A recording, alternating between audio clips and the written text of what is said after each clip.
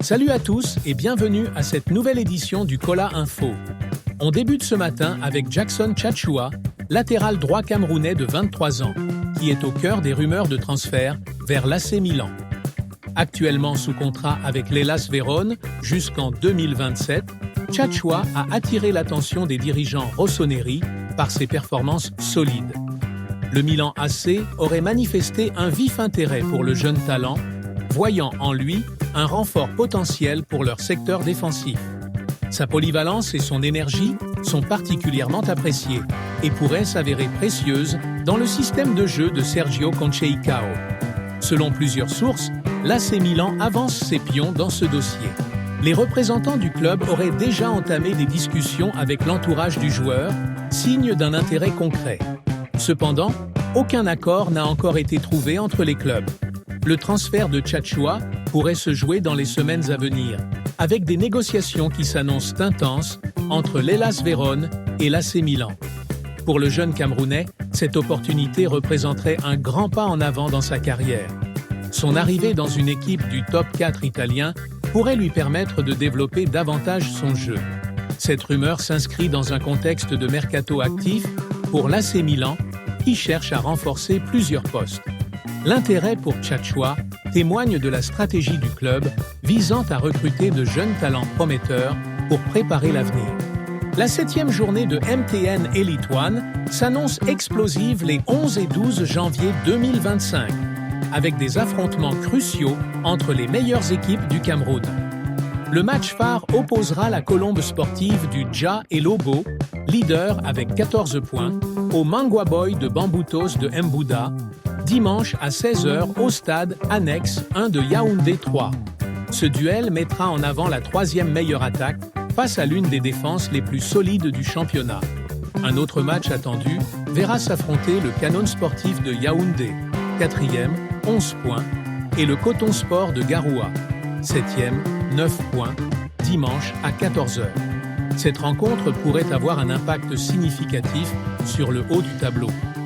Pour les équipes en difficulté comme l'Aigle Royal du Mungo, dernier avec 3 points et 100 victoires, cette journée sera cruciale. Ils affronteront le Dynamo de Douala, 3e, 11 points, dans un match qui s'annonce difficile. Après 6 journées, le championnat a vu 100 buts inscrits en 48 matchs, soit une moyenne de 2,08 buts par match.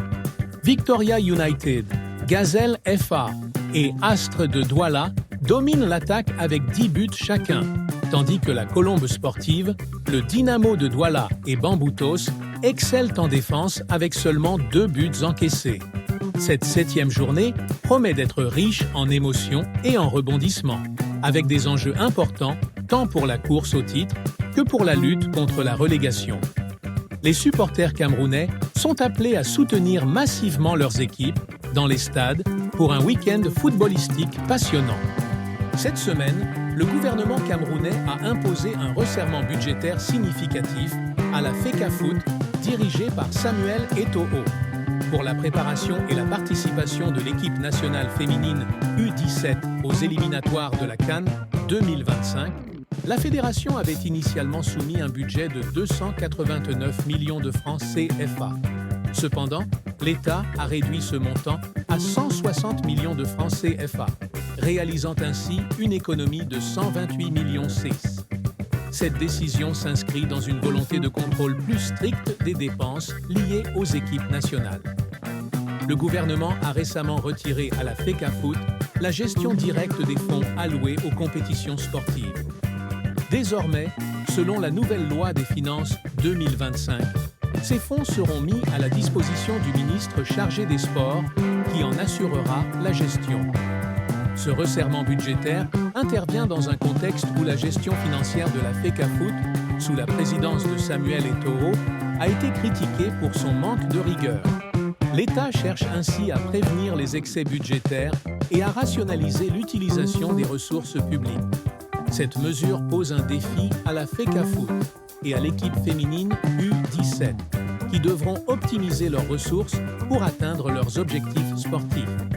Elle souligne également la nécessité pour la fédération de s'aligner sur des principes de transparence et de responsabilité financière.